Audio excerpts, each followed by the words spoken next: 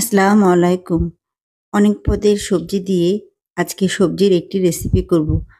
তো ১ম এ চুলায় একটি হাঁড়ি বসিয়ে দিয়ে দিব গাজর ও মূলা কুচি। এখানে গাজরটা নিয়েছি আমি ৩০০ গ্রামের মতো। আর মূলা 1/2 কেজি।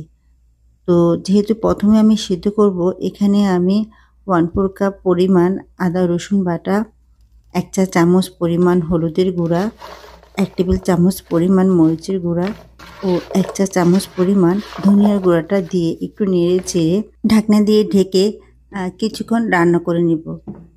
তো ফিরে আসলাম আমরা কিছুক্ষণ পর। এখন দিয়ে দিব বাকি কিছু সবজি। তো বটবটি বা লইবা দিয়েছি আমি ২৫০ গ্রামের মতো। আর বেগুনটা আমি দিয়েছি একটি বড়। আর যেহেতু বেগুনটা একটু নরম সবজি, তো এটাকে আমি একটু বড় করে কেটে নিয়েছি। আর আমি টমেটো কাঁচা পাকা দুটোই দিব। এখন দিয়ে দিব কাঁচা টমেটো। এখানে আমি কাঁচা টমেটো দিয়েছি ৫ টির মতো। মিষ্টি কুমড় এটা আমি ৭০০ গ্রামের মতো দিয়ে দিব। আজকে সবজির রেসিপিতে আমি কিন্তু মিষ্টি কুমড়োর পরিমাণটা একটু বেশি দিয়েছি। তো এখন সবজিগুলোকে বাকি সবজির সাথে ভালো করে নেড়েচেড়ে আমরা একটু উল্টিয়ে পাল্টিয়ে মিশিয়ে দেব। মেশানো হয়ে গেলে ঢাকনা দিয়ে ঢেকে এটাকে আমরা কিছুক্ষণ রান্না করব। আর আমি এই পর্যায়ে সবজিতে কোনো পানি ব্যবহার করব না। কারণ যে সবজিগুলো এ পর্যন্ত আমি ব্যবহার করেছি সবই কিন্তু আমার আ আ বাগানের। তো এখন দিয়ে দিব ঢাকনা খুলে বাকি কিছু সবজি।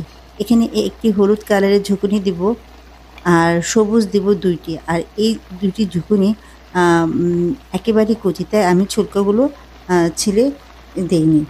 ছোলকা সহই দিয়েছি। আর এখন দিয়ে দিব টমেটো। এখানে আমি ৮ টি টমেটো দিয়েছি। আর এগুলোও কিন্তু আমার বাগানে।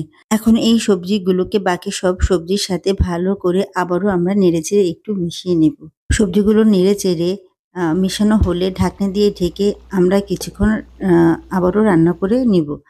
তো ফিরে আসলাম আবারও কিছুক্ষণ পর। যেহেতু ঝুঁকুনিটা আমরা একেবারে শেষে দিয়েছি, এখন একটু দেখে নিব নেড়েচেড়ে এটা কতটুকু রান্না হয়েছে বা সিদ্ধ হয়েছে। সবজির রান্নাটা আমাদের কিন্তু অনেকটা হয়ে গিয়েছে। এখন আমরা এটাকে একটু আ পেঁয়াজ রসুনে বাগার দিব। তো চলে গেলাম অন্য চুলায়। চুলায় প্যান বসিয়ে এখানে দিয়ে দিয়েছি আমি 1/3 কাপ পরিমাণ রান্নার রেগুলার তেল। তেলটা দিয়ে এখানে আমি দিয়ে দিলাম পেঁয়াজ কুচি ও রসুন কুচি। দিয়ে দিব আ ৬ টির মতো কাঁচামরিচ। এগুলো কিন্তু আমি মাঝখান থেকে একটু ভেঙে দিয়ে দেব।